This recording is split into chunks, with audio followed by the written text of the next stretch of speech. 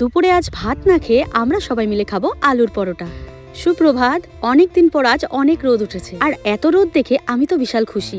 এক গামলা কাপড় জমে গেছে, কারণ এতদিন এক ফোঁটাও রোদের মুখ দেখা যায়নি। তাই ভাবলাম এক ফোঁটাও দেরি না করে সকাল সকাল আজকে কাপড় ভিজিয়ে নেব। সাথে সকালের কিছু বাসি কাজকর্ম সেরে চলে আসলাম উঠোনে আসলে রোদ পড়েছে, আর ছেলেকে আজকে তেল মাখা হবে, স্নান করানো হবে, কারণ এতদিনের শীতে ওকে স্নান করানো হয়নি। তাই বর্মশাই ওকে তেল মাখছে, আর আমি এদিকে এক গাদা কাপড় ধুয়ে মেলে দিয়ে আসলাম। এবার হয়ে গেছে দুপুর, আর দুপুরে হচ্ছে রান্না বান্নার পালা। বাঙালি মানেই ভাত, তবে আজ না আমরা ভাত খাবো না, আজ খাবো রুটি। এবার খালি রুটি করলে তো তরকারি করতে হবে, আর হাতে একদমই সময় নেই। হ্যাঁ জানি, অনেকেই ভাবে সারাদিন করোটা কি, ভাত বসানোর সময় পাও না। না গো, আজ হাতে সময় পেলেও ভাত খাওয়ার ইচ্ছে ছিল না। তাই ছেলে বর সবাইকে বললাম চলো আজকে রুটি খাবো। তো ওরা বললো রুটির সাথে তরকারিও করতে হবে। আমি ভাবলাম এক কাজ করি, একটু শর্টকাট প্রসেস নেই, অনেক দিন থেকে আলুর পরোটা খাওয়া হয় না, চলো আজ আমরা সবাই মিলে আলুর পরোটা খাই। অনেকেরই হয়তো ধারণা দুপুরবেলা ভাত না খেলে কি পেট ভরবে, তবে আমরা সবাই জানি বাইরে কিন্তু অনেকেই রুটি খায়। যেহেতু আমরা বাঙালি তাই আমাদের ভাত না খেলে কিন্তু হয় না, তবে মাঝে মাঝে এক দুই একদিন কোনো ব্যাপার না। আলুটাকে সেদ্ধ করে ভালোভাবে মেখে নিয়েছি, তারপর ছেলেকে বললাম একটু চেখে দেখতে নুনটা ঠিক আছে না। প্রথমে আটাটাকে মেখে আমি কিন্তু একটু রেখে দিয়েছি যাতে করে একটু নরম হয়। এবারে আটার গোলাটাকে বাটির সাইজে করে নিয়ে মাখা আলুটা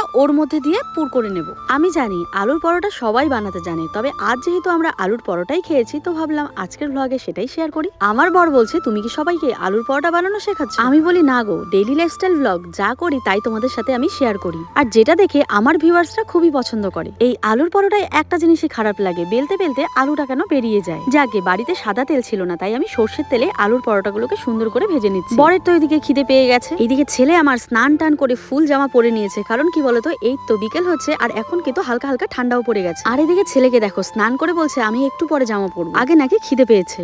আর গরম গরম মুচমুচে আলুর পরোটা দেখে আমরা কিন্তু সবাই খুশি, বেশ অনেকদিন পর আলুর পরোটা খাচ্ছি।